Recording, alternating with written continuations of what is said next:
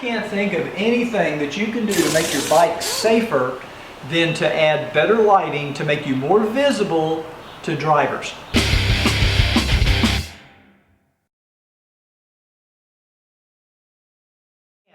I just got a new kit in, LED replacement bulbs from SoCal Moto Gear, and I'm going to do just that. I'm going to replace these old incandescent OEM taillight and brake light bulbs and turn signal bulbs with these new, brighter, more reliable LEDs. Now, I know what you're probably thinking. You can buy LEDs anywhere. You can get them at the auto parts store, you can get them online, and all LEDs are the same. Well, I'm here to tell you they're not all the same. A lot of times they're old technology, they're just not that bright, or they don't fit right in the OEM connectors. I even know some guys that replace these entire housings just to get LED lights. That's hundreds of dollars. That's crazy. You know when you buy something from the guys at SoCal, you're getting good quality, so you don't have to worry about it. I'm going to install these on this 2012 Goldwing, and I'm going to show you how to do it. The LEDs from SoCal Moto Gear have a label indicating the color of the bulb. Here you can see we have red for a brake taillight. LEDs draw much less power than standard bulbs. Here you can see we're powering these with nothing but a 9-volt battery. On pre-2012 models, you have 2 brake tail bulbs in each fixture in the trunk, 1 taillight bulb in each saddlebag fixture, and 1 turn signal in each fixture. On 2012 and later models, you have 2 tail brake bulbs in each fixture in the trunk. You have 2 taillight bulbs in the center section of the bottom fixture, and you have 1 turn signal bulb on each side of the bottom fixture.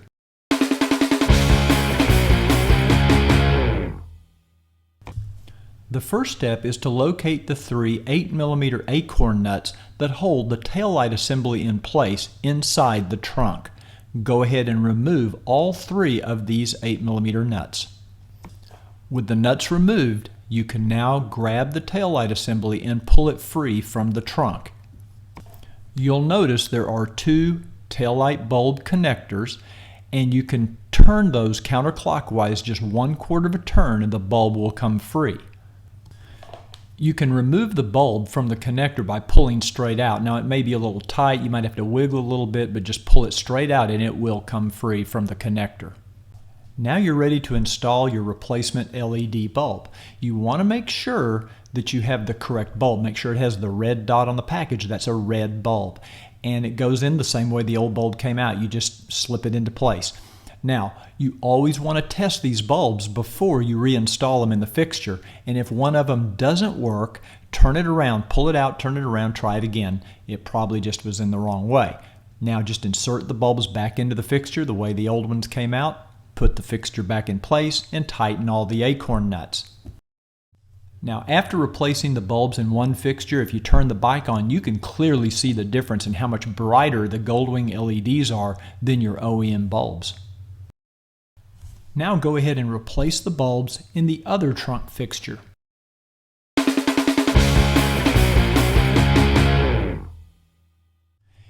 Open your saddlebags and look toward the rear up at the top, and you'll find some acorn nuts. There's 2 10mm nuts on the 2012 and greater that actually hold the rear bottom taillight assembly in place.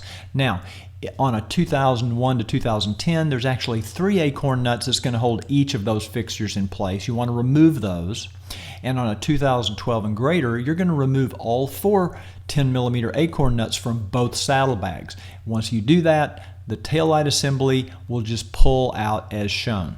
Remove the 2 taillight bulbs just like you did previously, 1/4 turn to the left. They'll come out. They're behind the red lens in the center, and remove them from the connectors as shown. And you're ready to replace those now with your new LEDs. Again, make sure they have the red dot on the package, so they're the red LEDs, and insert those and make sure to test them before you put them back into the fixture. Now you're ready to reinstall your light fixture just the way it came out. But if you're installing the turn signals, the LED turn signals, you're going to have to go to step 3 first before you reinstall the light fixture. If you're just installing the brake tail light LEDs, you're done. Reinstall the light fixture, Put the 4 10mm acorn nuts back in place and you're ready to ride.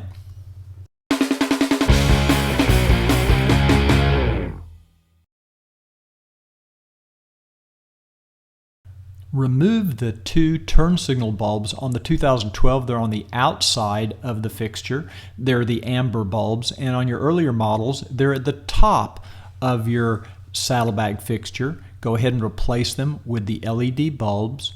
Make sure to test them before you reinstall them into the fixture.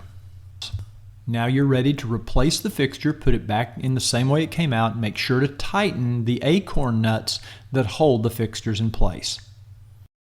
Installing LED turn signals on a Goldwing does require that you replace the Goldwing's flasher unit with a load equalizer. And next, we're going to show you how to do that. There are a couple of different ways to get to the flasher on the Goldwing. Now, the quickest way and one way is to go in from the rear underneath the dash. The other option is to go in from the front, and that requires removing the windshield and the front garnish and a few other pieces. Both ways will work. It's just a matter of your preference. I'm going to show you how to do it both ways.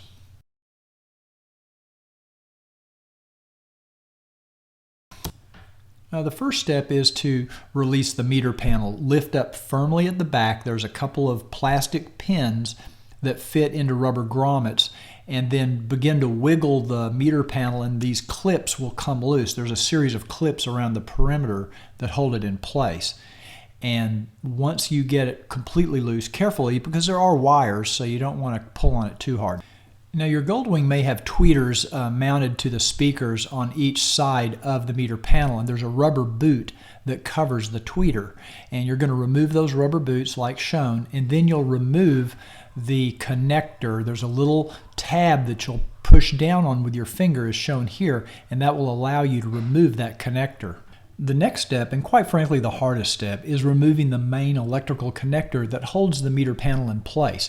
Now, this connector has a tab that you will have to press with your finger or using some needle nose pliers and remove it. Here you can see what the connector looks like after it's been disconnected and removed. Once that's removed, you can then lift the meter panel off and set it aside. Next, we need to remove the 4 8mm bolts that hold the gauge cluster in place.